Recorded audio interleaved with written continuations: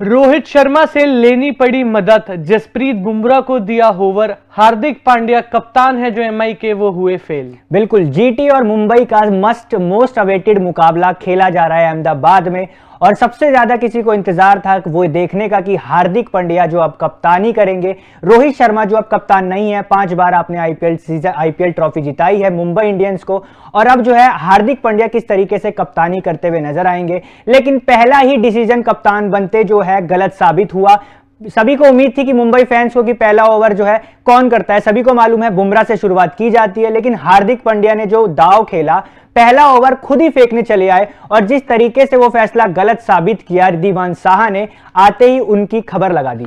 बिल्कुल, हार्दिक पांड्या मुंबई इंडियंस के कप्तान हैं, ये बात अभी तक मुंबई इंडियंस के फैंस जो हैं वो डाइजेस्ट नहीं कर पाए हैं। लेकिन एज ए कैप्टन पहला मुकाबला खेलने आए यहाँ पे Gujarat Titans rivalry team, most controversial match था जो आईपीएल 2024 का, वो खेला गया अहमदाबाद में, यानी कि हार्दिक पांड्या के एक्स गढ़ में और गुजरात टाइटंस के गढ़ में। वहां पे हार्दिक पांड्या ने मनमानी कह लीजिए, कप्तानी कह लीजिए या ईगो कह लीजिए, लेकिन पहला ओवर हार्दिक पांड्या डालने आए, ना कि जसप्रीत बुमराह। और हमें पता है इंटरनेशनल टीम हो या कोई भी फ्रेंचाइजी हो, जसप्रीत बुमराह अगर टीम में है तो नई बॉल पर उनका नाम प्री रिटन होता है। लेकिन ये decision making as a captain Hardik Pandya ने करी और पहला ओवर खुद डालने गए। ऐसा नहीं है कि वो नई बॉल से नहीं डालते हैं, जीटी में नई बॉल से हार्दिक पांड्या ने ओवर डाले हैं, लेकिन जब एमआई की आप कप्तानी कर रहे हैं, जसप्रीत बुमराह वहां पर खड़े हुए हैं, तो उनको ओवर ना देना, पहला ही ओवर ना देना सबसे बड़ी गलती है। लेकिन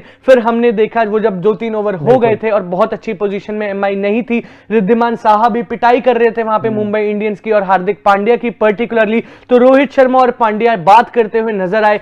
फिर हुई जसप्रीत बुमराह की एंट्री और फिर चालू हुई जसप्रीत बुमराह की डोमिनेशन। और कहीं ना कहीं मुझे लगता है रोहित ने अपना एक्सपीरियंस वहां पर झोंका।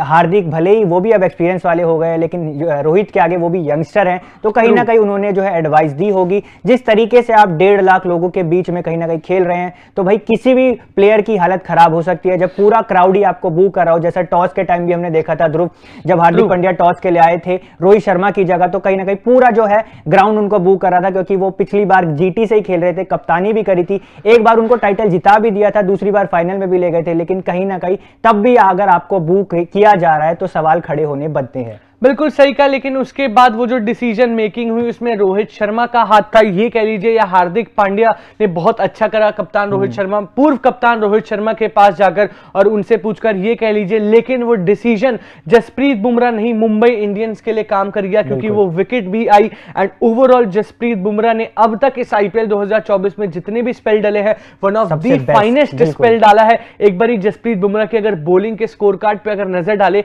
तो 4 ओवर डाले हैं एंड मात्र 14 रन खाए हैं, 3 विकेट चटकाए हैं, 3.5 की इकोनॉमी है जसप्रीत बुमराह की।